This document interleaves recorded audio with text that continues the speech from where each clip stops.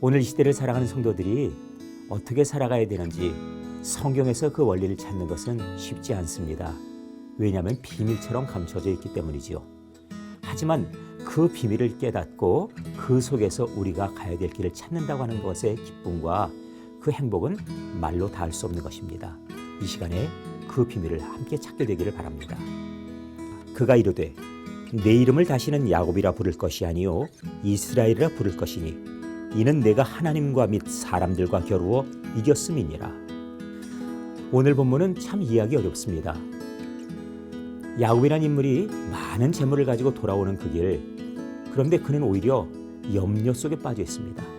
야복 나루토에서 그는 잠 못 이루하고 많은 재물을 그의 형 에서에게 뇌물로 보내고 선물로 보냅니다. 또 가족들도 나누어서 먼저 강을 건네 보냈지요. 하지만 그는 그 강을 건너지 못하고 근심하며 거의 배회하고 있는 중입니다. 이때 어떤 사람을 만나 씨름을 하게 되었습니다.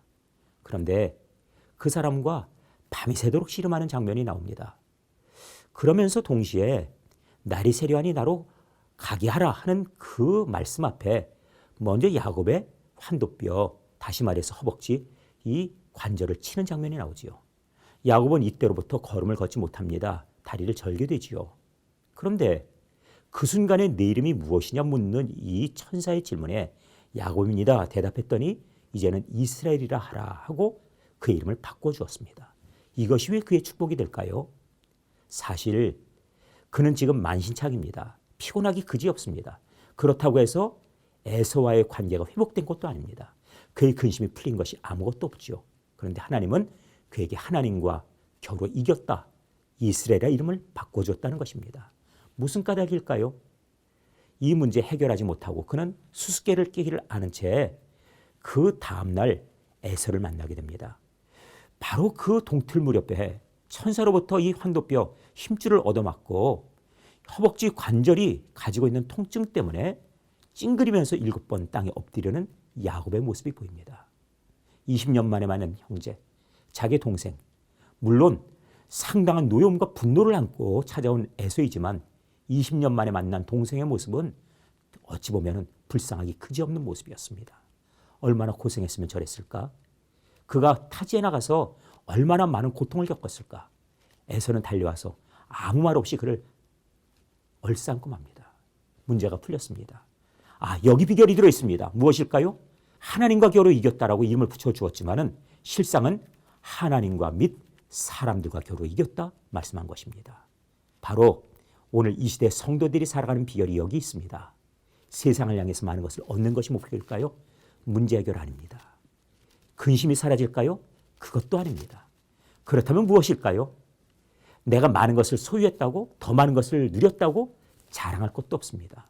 결국 하나님과 문제를 풀어야 되는 것이고 내 자신 꺾이는 것이 답이었습니다. 그리고 에서 앞에 나갔을 때 그는 어쩔 수 없이라도 땅에 엎드릴 수밖에 없고 찡그리면서 고통스럽게라도 그는 인사할 수밖에 없었는데 하나님은 오히려 그것을 통해 문제를 풀어주셨다는 것입니다. 오늘 이 시대를 살아가면서 교회는 세상 앞에 엎드려야 됩니다. 교회를 향해 세상이 적대적입니까? 그렇다 할지라도 엎드려야 됩니다. 한 번만 인사해도 될 것입니다. 7번을 엎드렸다는 사실 기억해야 됩니다. 교회는 더 많이 겸손하고 더 낮아지는 가운데 하나님께서 이기는 자로서 영광, 승리자의 이름 이스라엘이라 불러주실 것입니다.